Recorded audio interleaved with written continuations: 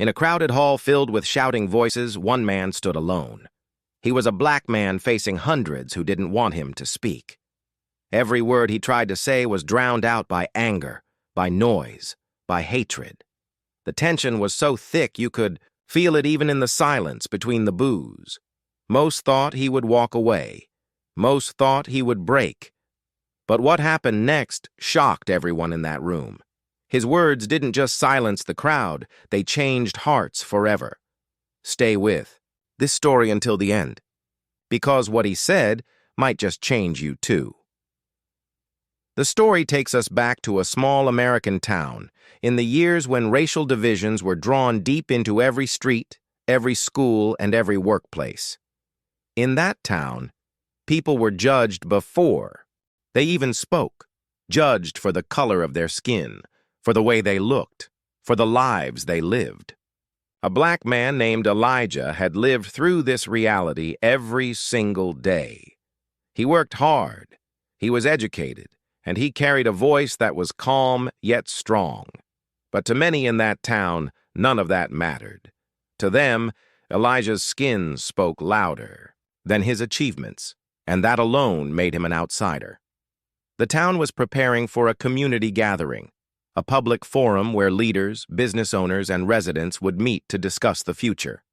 It was supposed to be about unity, about shaping progress, about moving forward together. But in truth, many voices were already silenced before the meeting even began. Black residents rarely got the chance to speak. If they tried, they were interrupted, ignored, or laughed off the stage. Elijah knew this.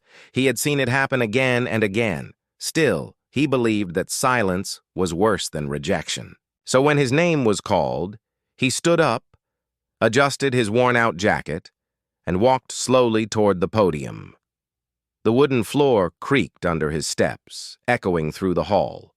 Dozens of eyes followed him, some with curiosity, others with pure hostility. He knew the odds. He knew most of the crowd did not want him there. Yet he also knew one thing. They had to hear him, no matter how much they tried to stop him. As Elijah approached the podium, a wave of murmurs rolled through the room like thunder before a storm. Some whispered nervously, others scoffed audibly, and a few shouted insults that cut through the air like knives.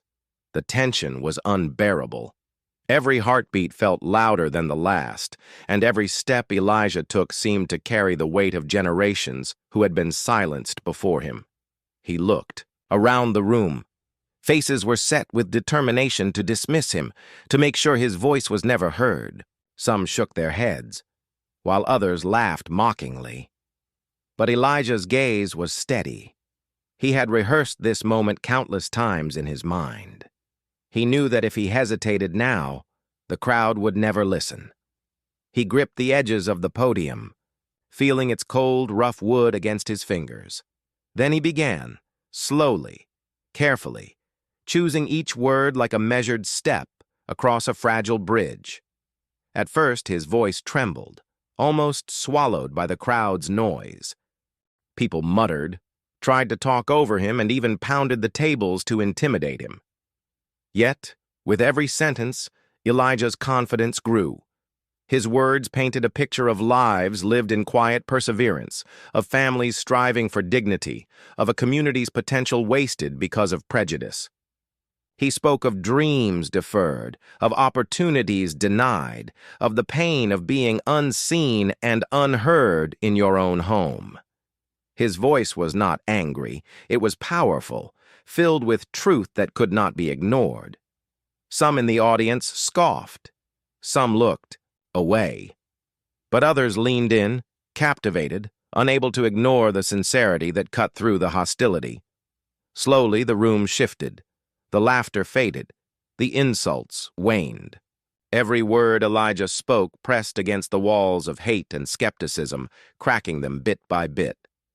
Then, as he recounted stories of people like him, ordinary men and women striving for respect, the whispers of doubt and judgment became silent. The tension reached its peak, like the calm before the breaking point. Elijah had not only survived the crowd's hostility, he was beginning to change it. Elijah paused.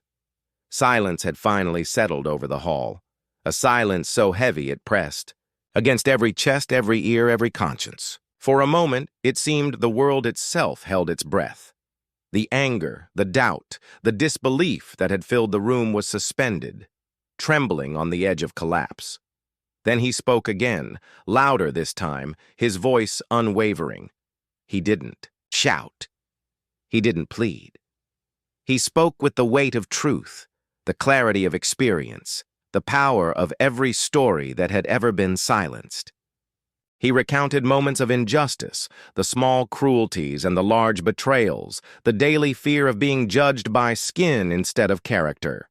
Every word hit like a drumbeat, echoing against the walls and deep into the hearts of those who thought themselves untouchable. A few tried to interrupt, but it was too late. His words had already planted seeds of reflection, and the room could no longer contain them. Some faces turned pale, others stared in disbelief. Whispers replaced laughter, and scowls softened into hesitant curiosity. Elijah wasn't just speaking, he was awakening something that had long been dormant. Then he shared a vision, not of anger, not of revenge, but of unity. He described a community where every voice mattered, where fairness was not just a word but a reality, where people judged each other by deeds, not skin. His voice carried hope, courage, and challenge all at once. By the time he finished, the atmosphere had shifted completely. Some wiped their eyes, others nodded slowly, and a few, quietly, whispered apologies that had been too long coming. In that room, Elijah had turned resistance into reflection, hostility into humility. His speech did not erase years of injustice, but it cracked the wall of ignorance, enough for change to seep through. And as he stepped away from the podium, the weight he carried for so long felt a little lighter, not because the battle was over, but because a moment of truth had been heard, undeniable and impossible to ignore. The hall was quiet for a long moment after Elijah stepped down from the podium. What had seemed like a hopeless confrontation had become a moment of undeniable truth. In the days and weeks that followed, Elijah's speech echoed far beyond that room. Conversations that had once been avoided began to happen. People who had turned away now asked questions, listened, and slowly began to understand the weight of words and actions. It was not immediate change. He knew prejudice does not vanish overnight, but a seed had been planted, one that would grow if nurtured by courage, empathy, and honesty. Elijah continued his work, quietly inspiring others to speak, to act, and to refuse silence in the face of injustice. His courage reminded people that one voice, steadfast and truthful, could pierce the thickest wall of hatred. The true power of Elijah's moment was not in silencing the crowd, it was in showing that even when faced with overwhelming opposition, standing firm in truth could awaken hearts and minds.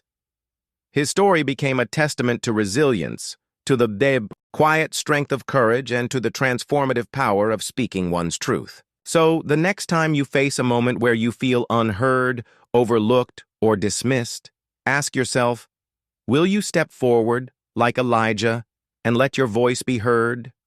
Or will you let silence take control? Because sometimes one brave voice is all it takes to make an entire room listen.